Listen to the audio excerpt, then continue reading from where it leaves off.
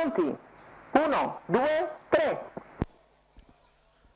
È buona la seconda e scatta davanti a tutti Ermanno Jet che si mette davanti al numero 3 di Ciliberti, anch'esso ha girato molto bene, mentre invece Furbetto di Gio ha perso la partenza. Arriva subito fortissimo alla destra di chi sta guidando quello che è uno dei protagonisti attesi della corsa, Timotei Smona con Roberto Vecchione.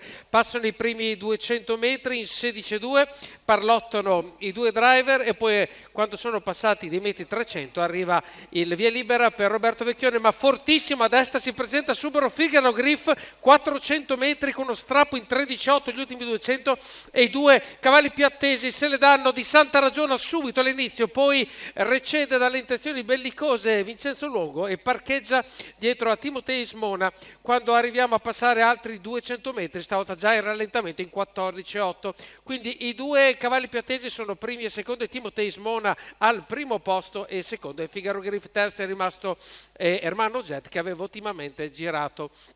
E ora si infila di nuovo all'interno di Figaro Griff che preferisce non farsi coprire anche perché l'andatura è decisamente rallentata e ci si può permettere anche di fare un po' di strada in seconda corsia. Bene, i cavalli arrivano così più o meno al chilometro, 1,17,6 la media dopo uno strappo potentissimo, 13,8 dopo i secondi 200 metri. Ora Roberto Vecchione gradua l'andatura alla sua destra, c'è Figaro Griff, dietro c'è Ermanno Jet e dietro a Figaro Griff invece abbiamo Briccone Bello, terza posizione in corda per Eubuleo, alla sua destra Darling Staff.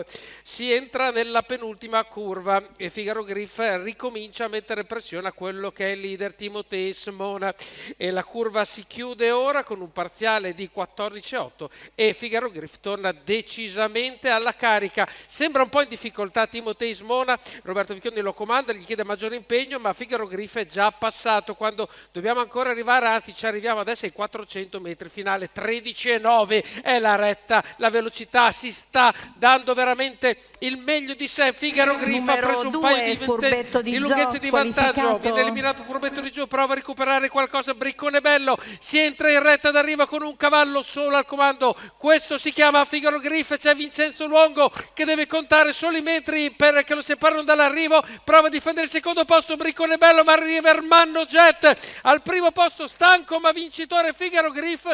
Per il secondo posto c'è sicuramente una foto neanche banale, quindi tripletta per Vincenzo Longo inserita e che vince questa corsa, questa quinta corsa del convegno. Quindi primo Figaro Griff, Vincenzo Longo, poi ancora per Gennaro Casillo che raddoppia in serata per questo maschio di 5 anni che si porta a casa questa bellissima vittoria, figlio di Charlie de Noyer. Il secondo posto è assolutamente indecifrabile, probabilmente salva la quarta moneta Timotei Smona con Roberto Vecchione.